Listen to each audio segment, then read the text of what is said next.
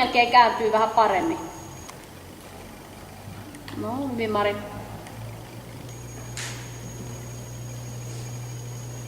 Okei. Okay. Pidät ei mene läpi, niin sä et saa tyytyä siihen.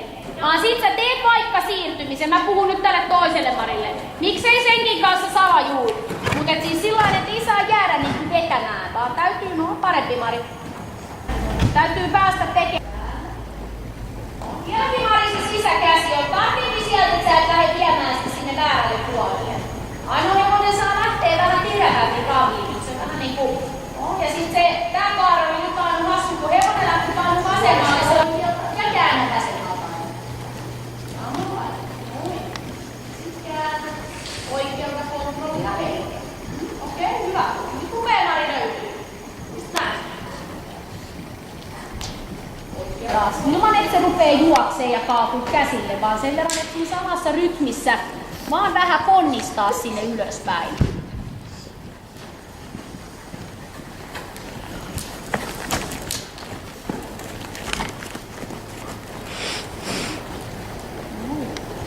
Sitten jos se tulee vahvaksi siitä, niin sitten taas puolipidäte, sillä sä vähän sanot noin, niin että se ei silti rupee kaatua käsille.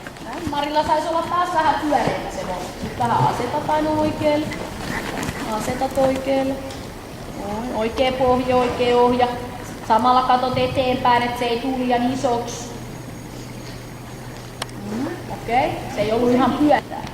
Käännät ja sitten rentoit. Noin. Taas käännät ja taas rentoit. Hyvä. Nyt vasen puoli koko ajan fiilis. Sama raavi säilyy, okei? Okay. Parempi.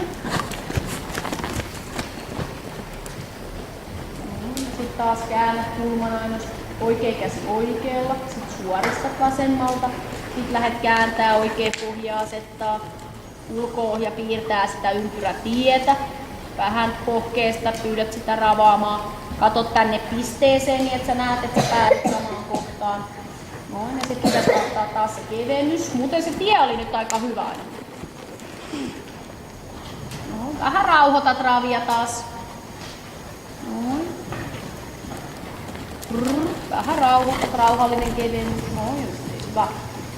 Sitten päästä kääntää ja sitten päästä rentoutumaan. Noin, eikä tarvi olla yhtään pidempi se ohja silti, että periaatteessa niin pidemmäksi sen ei tarvitse. Ja istutte alas perusistuntaan, siirtelette niitä siellä sitten käyntiin.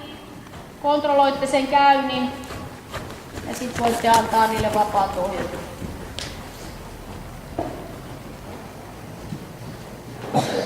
Tossakin siirtymisessä on taas vähän työtä. Aivan. Ja aika tommoset niin kivat liikkeet istuu kyydissä.